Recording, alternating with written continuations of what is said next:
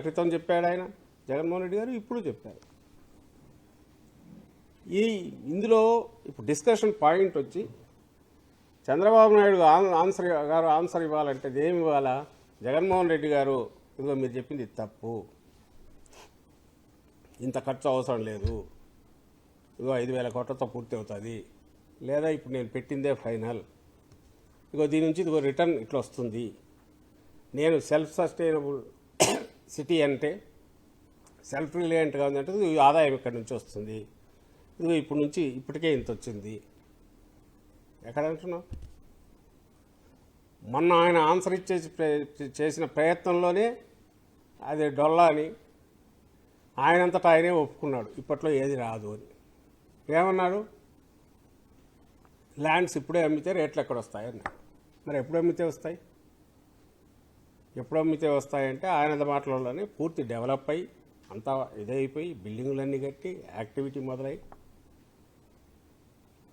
కొత్త కొత్త ప్రాజెక్టులు వచ్చి అవన్నీ పూర్తి అయిన తర్వాత అప్పుడు ల్యాండ్ అమ్మితే 4 రూపాయలు వస్తాయి ఇదంటే. మరి అంతవరకు నీ ఇంట్రెస్ట్ లేదు. 100 నువ్వు రూపాయికి పెడితే రూపాయికి 2 రూపాయలు అప్పటికే ఇంట్రెస్ట్లు అయితే అది ఎట్లా రికవర్ చేస్తావు?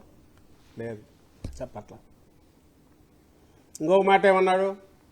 ఖర్చు, ఇప్పుడు మనం పెట్టే ఖర్చులో ట్యాక్సులు వస్తాయి అన్నాడు.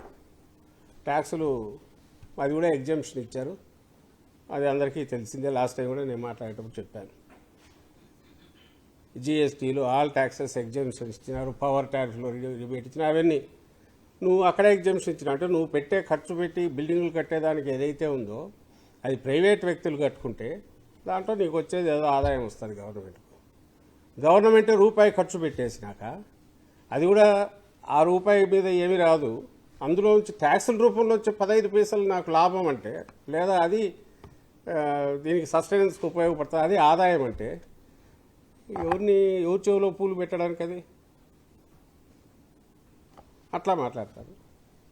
యథావాత మేము చెప్పదలుచుకునేదంటే ఇక్కడ ప్రపోజల్ అనేది ఎలాంటి అది అన్ఇంప్లిమెంటబుల్, ఇంప్రాక్టికల్, అది చేయడంతో పాటు ఇప్పుడు అది అడిగినందుకు నేను ఇంతకుముందు అన్నట్టు ఆయన ఆన్సర్స్ ఇవి చెప్పాలా, సమాధానం 1, 2, 3, 4 ఈ రకంగా జగన్మోహన్ రెడ్డి చెప్పిన తప్పు నాది కరెక్ట్ అనమనండి.